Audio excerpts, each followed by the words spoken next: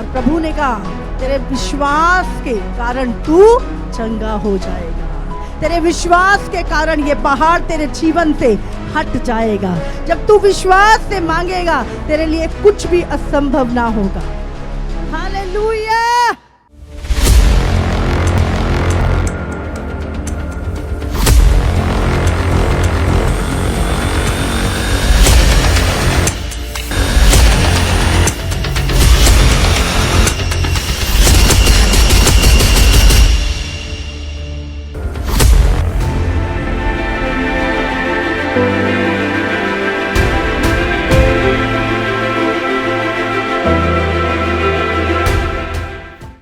प्रार्थना आपको परमेश्वर से जोड़ती है। हालेलुया। और एक मसीह की लाइफ में बिना प्रार्थना के, जैसे आत्मा बिना शरीर के, ऐसे ही प्रार्थना के बिना एक विश्वासी है। कोई भी सीजन, कोई भी समय हमें प्रार्थना करनी है। प्रार्थना हमें आत्मा में रखती है। वचन कहता है ना, आत्मा में बढ़ते जाओ। तो प्रार्थना हमें आत्मा में रखती है। समझ रहे हैं आप? नहीं तो हम शारीरिक हो जाते हैं, संसारिक हो जाते हैं, दुनियावी हो जाते हैं। लेकिन प्रार्थना हमें आत्मा में रखती है। लिखा आत्मा में प्रार्थना करते जाओ, प्रार्थना में आत्मा में बढ़ते जाओ। हालेलुया। तो आप अगर आत्मिक व्यक्ति हैं और आत्मा में बढ़ेंगे तो कैसे? प्रार्थना के द्वारा। निरंतर प्रार्थना, प्रेयर सीजन है नहीं है, हमेशा हमें प्रार्थना करनी है। जब एक व्यक्ति फसल बोता है तो वो नेक्स्ट सीजन के लिए बो रहा होता है। समझ रहे हैं आप? आपने अभी धान लगेगा गर्मी में, है ना? उसका सीजन सर्दियों में, कटनी सर्दियों में, सर्दियों में जो बोएंगे उसका सीजन गर्मियों में। तो जब आप हर सीजन में प्रार्थना करते हैं, हर समय प्रार्थना करते हैं, तो आप सोचो प्रतिफल आपको हर सीजन में मिलेगा। हालेलुया। आपको निरंतर प्रार्थना करनी है, उसका उत्तर देना प्रभु का काम है। आज मैं बहुत गहरी बातें आपसे प्रार्थना के विषय में हम सीखेंगे और उसको अप्लाई भी करेंगे, सिर्फ सीखेंगे नहीं। हालेलुया। हमें आदत डालनी है प्रार्थना करने की। प्रार्थना हमारी कार्य क्षमता को बढ़ाता है। समझ रहे? हमारी काम करने की सामर्थ्य को, हमारे डिसीजन लेने की सामर्थ्य को बढ़ाता है। हालेलुया। कितनों को समझ में आ रहा है? इसलिए यीशु मसीह ने क्या? उठ प्रार्थना कर। लेकिन जो लोग प्रार्थना नहीं करते वो सिर्फ सपने देखते हैं जो कभी पूरे नहीं होने वाले। अगर आप एक मसीह व्यक्ति हैं तो आपको प्रार्थना करनी है ताकि वो चीजें पूरी हों। बिना प्रार्थना के सिर्फ आलस से वो सपने ही रह जाएंगे। प्रार्थना हमारी आत्मिक कैपेसिटी को भी बढ़ाती है।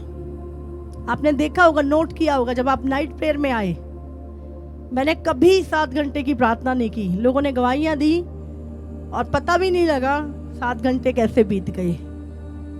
और अब मेरा और प्रार्थना करने का मन कर रहा है। तो प्रार्थना क्या है? आपकी कैपेसिटी को भी बढ़ाती है। प्रार्थना कल क्या होगा वो बताती है आपको। हालेलुया। समझ रहे हैं आप? तो हमें प्रार्थना, इफिसियों 5 उसका 20 वचन पढ़ेंगे। और सदा सब बातों के लिए हमारे प्रभु यीशु मसीह के नाम से परमेश्वर पिता का धन्यवाद करते रहो। सदा, हमेशा, हमेशा, लगातार, निरंतर, हमेशा, सदा। हाँ, जब घर से निकल रहे हैं तब भी प्रार्थना कर रहे हैं, आ रहे हैं तब भी प्रार्थना कर रहे हैं, जहाँ काम गए हैं वहां भी प्रार्थना कर रहे हैं, खाना खा रहे हैं तब भी प्रार्थना कर रहे हैं। समझ रहे? हर समय, सदा, सब बातों में परमेश्वर पिता का धन्यवाद करते रहो। हालेलुया। जब सो रहे हैं, धन्यवाद प्रभु तूने जिंदा रखा, धन्यवाद। सुबह उठ के प्रभु धन्यवाद आज का दिन देखने को मिला। बहुत सारे लोग हैं जो दिन देखना चाहते पर देख नहीं पाते। धन्यवाद, हर बात में धन्यवाद। हजारों रीजन है धन्यवाद के, पर शैतान देखने नहीं देता। वो नजर वहां पे लगा के रखता जो हुआ नहीं है अभी तक। हालेलुया। तो हमें क्या करना है? हर सीजन में प्रार्थना करनी है, हर समय प्रार्थना करनी है। हालेलुया। आपने आज प्रार्थना की, आप कटनी काटोगे। आपने उस समय प्रार्थना करी, आप अगले सीजन में काटोगे, पर काटोगे जरूर उसका प्रतिफल। हालेलुया। हमारी प्रार्थनाएं स्टोर की जाती हैं। आज मैं आपको बताऊंगी कुछ गहरी बातें, लेकिन उससे पहले सबसे पहले निरंतर हर सीजन में प्रार्थना करना।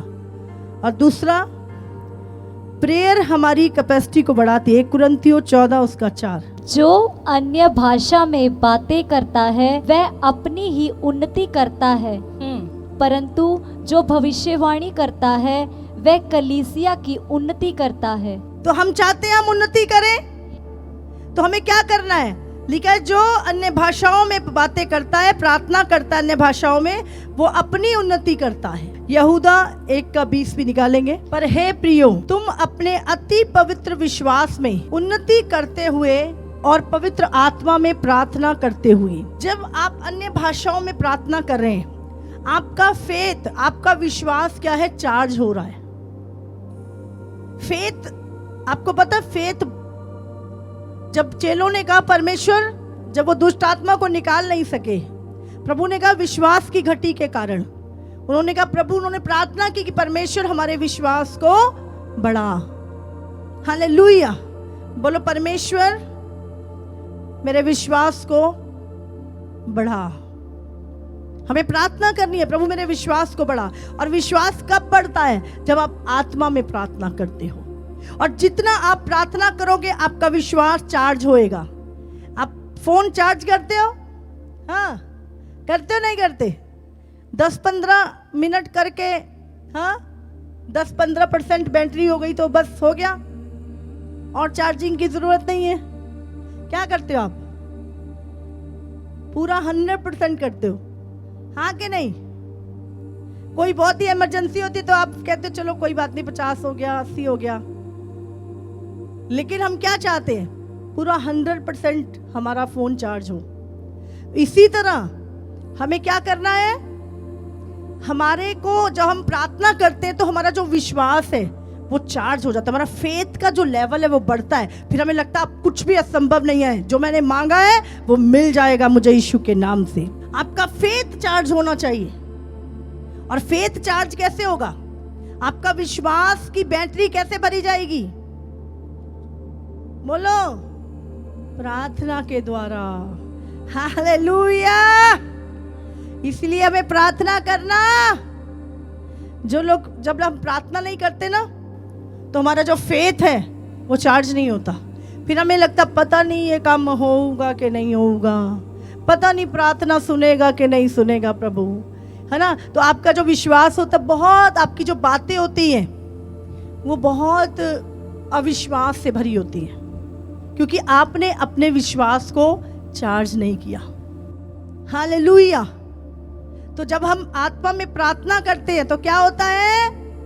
हमारा विश्वास चार्ज होता है। और प्रभु ने कहा तेरे विश्वास के कारण तू चंगा हो जाएगा, तेरे विश्वास के कारण ये पहाड़ तेरे जीवन से हट जाएगा। जब तू विश्वास से मांगेगा तेरे लिए कुछ भी असंभव ना होगा। हालेलुया। दूसरी चीज हमने क्या सीखी? प्रेयर हमारी कैपेसिटी को, विश्वास को बढ़ाती है, विश्वास को चार्ज करती है। हमारा विश्वास एक्टिव हो जाता है जब हम प्रार्थना करते हैं, सामर्थ्य हो जाता है। बहुत बार हमारा विश्वास कमजोर होता है कि नहीं? बताओ जल्दी, होता है कि नहीं? ऐसा लगता है जिंदगी रुक गई, कुछ नहीं होगा, निराश हो जाते हम। होता है कि नहीं? बोलो हाँ कि ना? तो इसका मतलब क्या हो रहा है? बैटरी फेथ की चार्ज नहीं है। प्रार्थना नहीं कर रहे आप लोग, प्रार्थना नहीं कर रहे। इसलिए विश्वास चार्ज नहीं हुआ। इसीलिए आपकी मुंह से बातें, जब आप प्रार्थना करोगे आपका विश्वास एक्टिव होगा, आपका विश्वास सामर्थ्य होगा, और फिर बड़े बड़े मिरेकल्स आप अपनी लाइफ में देखेंगे। हालेलुया। तो हमने क्या देखा कि प्रार्थना हमारी उन्नति करती है। क्या करती है? तो अगर हमें परमेश्वर से कुछ लेना है तो प्रार्थना करनी है। प्रार्थना करने से हमारा विश्वास चार्ज होगा, और विश्वास के द्वारा जब हम बोलेंगे वो चीज होगी यीशु मसीह के नाम से। हालेलुया। और तीसरी चीज, लूका 9 उसका 29। जब वह प्रार्थना कर ही रहा था तो उसके चेहरे का रूप बदल गया और उसका वस्त्र श्वेत होकर चमकने लगा। प्रार्थना आपको बदलती है, प्रार्थना आपको नया करती है, प्रार्थना आपको सुंदर बनाती है, आपके जीवन में आपका स्वभाव चेंज करती है।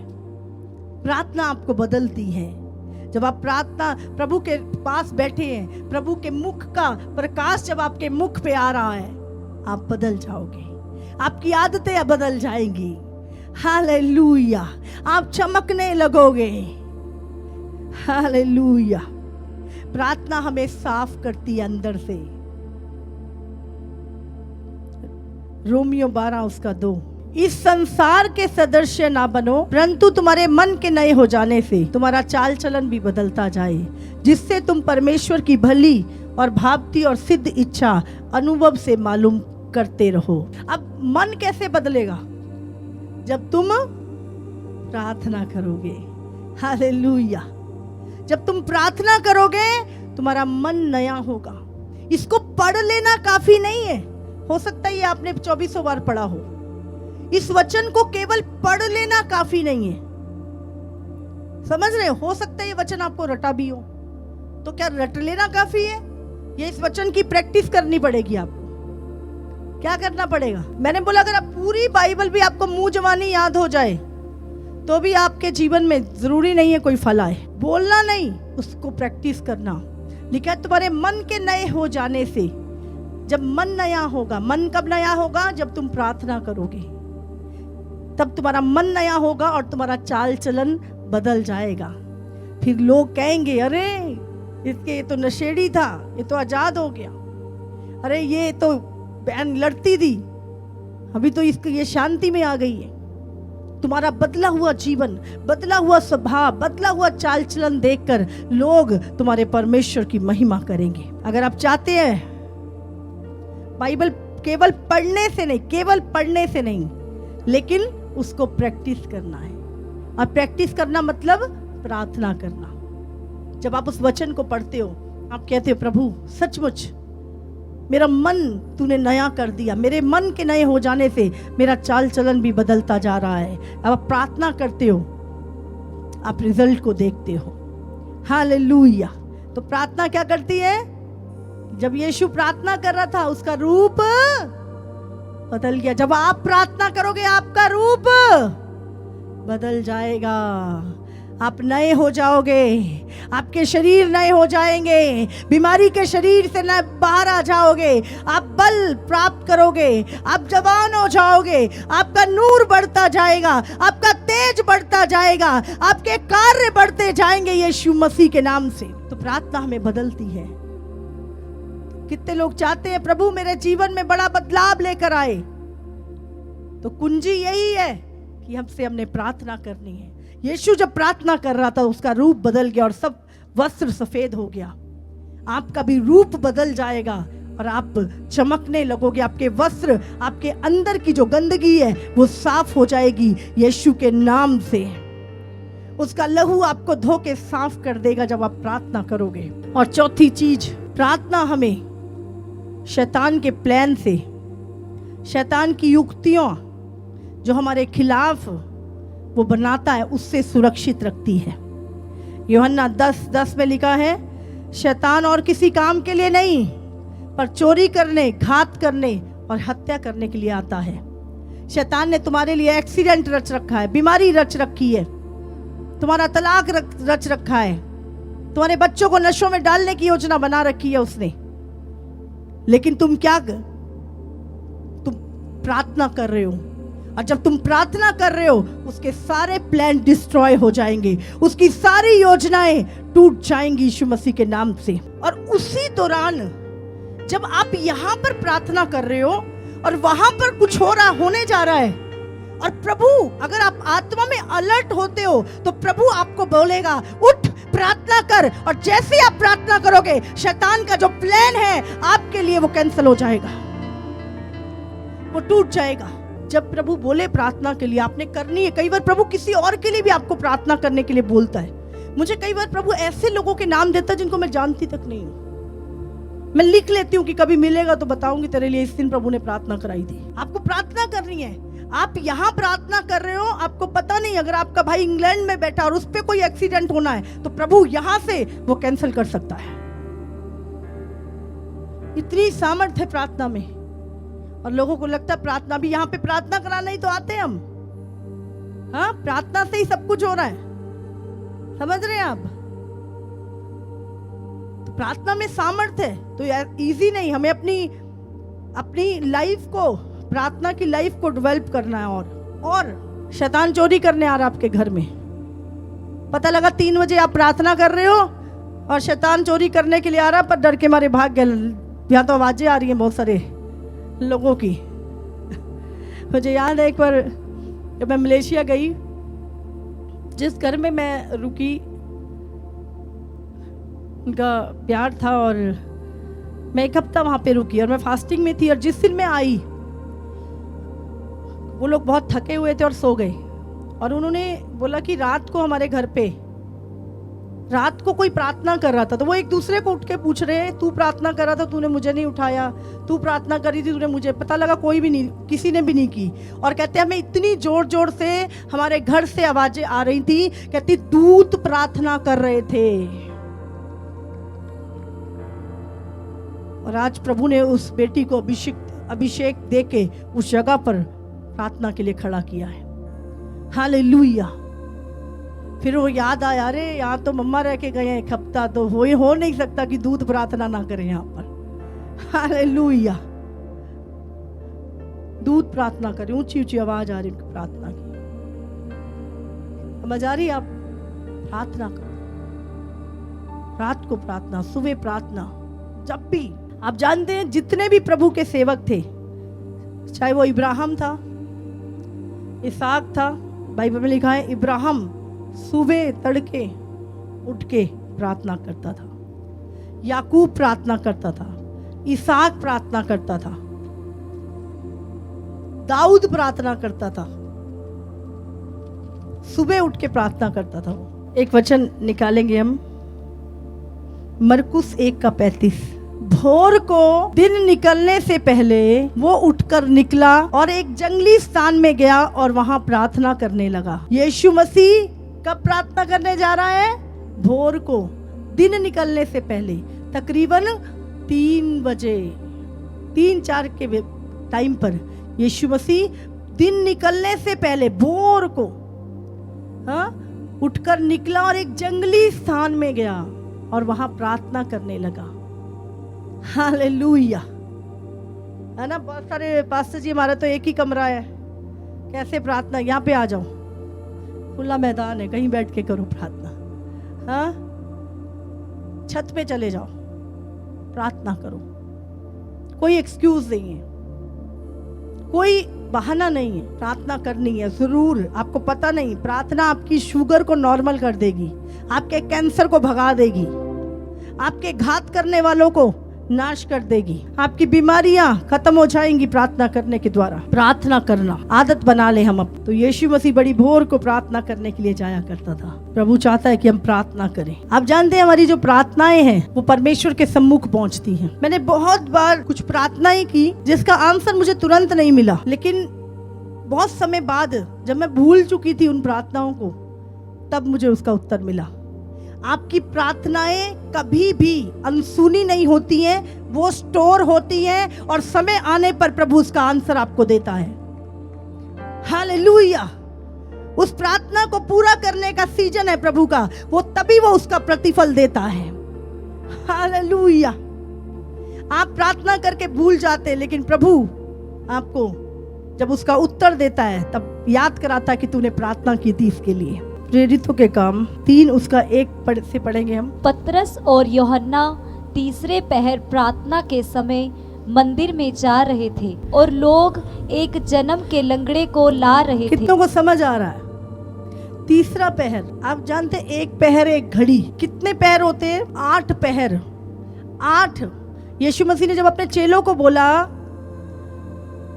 कि प्रार्थना करो कि परीक्षा में ना पड़ो, उसे क्या तुम 1 घड़ी मेरे साथ प्रार्थना ना कर सके?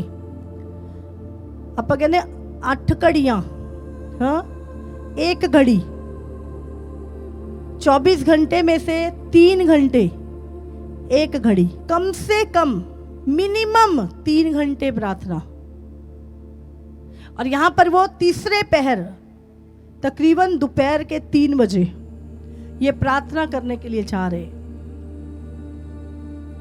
एक वचन और पढ़ेंगे, प्रेरित तो 10 उसका 1 से 5। कैसरिया में कुरनेलियुस नाम का एक मनुष्य था जो इतालियानी नामक पलटन का सूबेदार था। वह भक्त था और अपने सारे घराने समेत परमेश्वर से डरता था। हाँ, वो भक्त था और परमेश्वर से डरता था। क्या आप परमेश्वर से डरते हो? क्या आप परमेश्वर का भय मानते हो?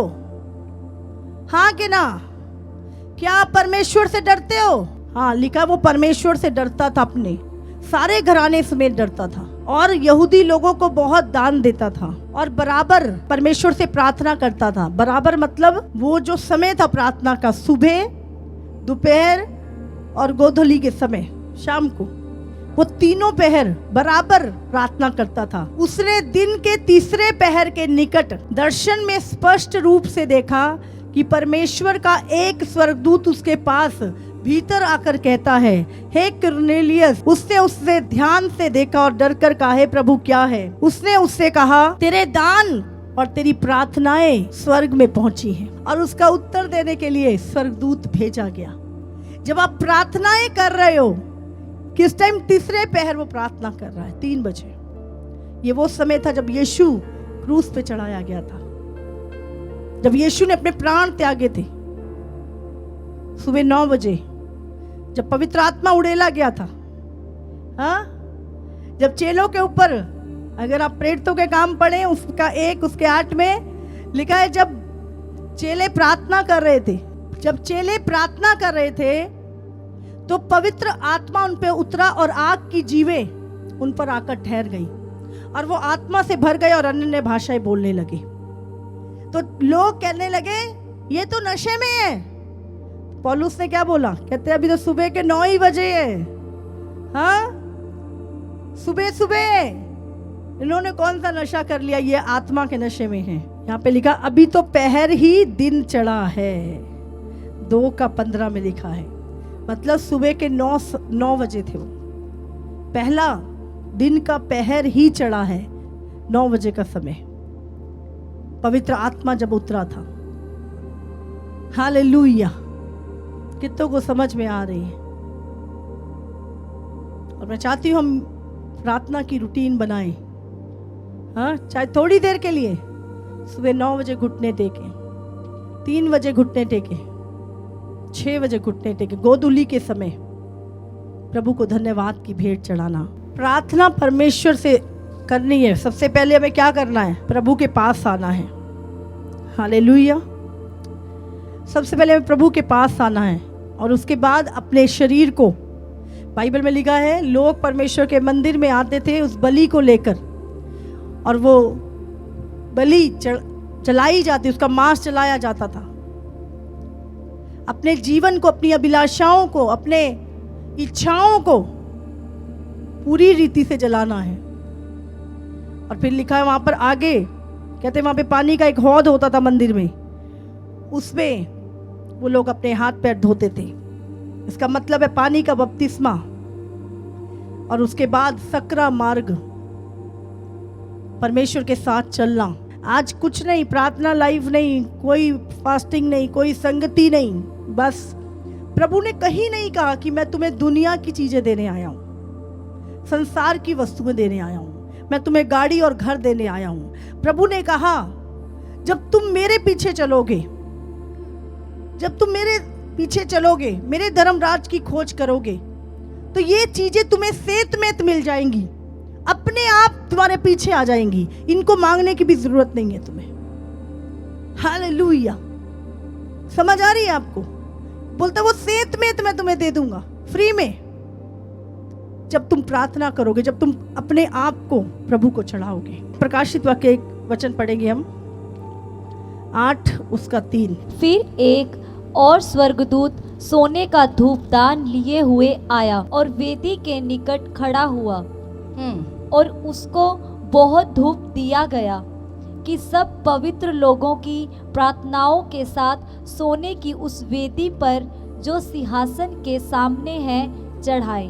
उस धूप का धुआं पवित्र लोगों की प्रार्थनाओं सहित स्वर्गदूत के हाथ से परमेश्वर के सामने पहुंच गया। आप जानते हैं जो आपकी प्रार्थनाएं हैं उसको स्वर्गदूत आपकी प्रार्थनाओं को लेके जाते हैं परमेश्वर के सामने, और परमेश्वर के सामने जो वेदी है उस पे चढ़ा देते हैं। लिखा है तब स्वर्गदूत ने धूपदान लेकर उसमें वेदी की आग भरी और पृथ्वी पर डाल दी, गर्जन और शब्द और बिजली और भूकंप होने लगे। स्वर्ग में 24 प्राचीन हैं। कितने प्राचीन हैं पता है सबको? हमने पढ़ा है बाइबल में। और 24 प्राचीनों के हाथ में एक एक कटोरा है। आप जानते जब आप प्रार्थनाएं करते हैं, कोई आपकी प्रार्थना को इकट्ठा कर रहा होता है। कहते वो 24 प्राचीन आपकी प्रार्थनाओं को इकट्ठा करते हैं हर घंटे। 24 घंटे होते हैं, 24 प्राचीन हैं। और कहते हैं एक महायाजक होते हैं जो परमेश्वर के सामने उन प्रार्थनाओं को, उन बलिदानों को लेके जाते थे।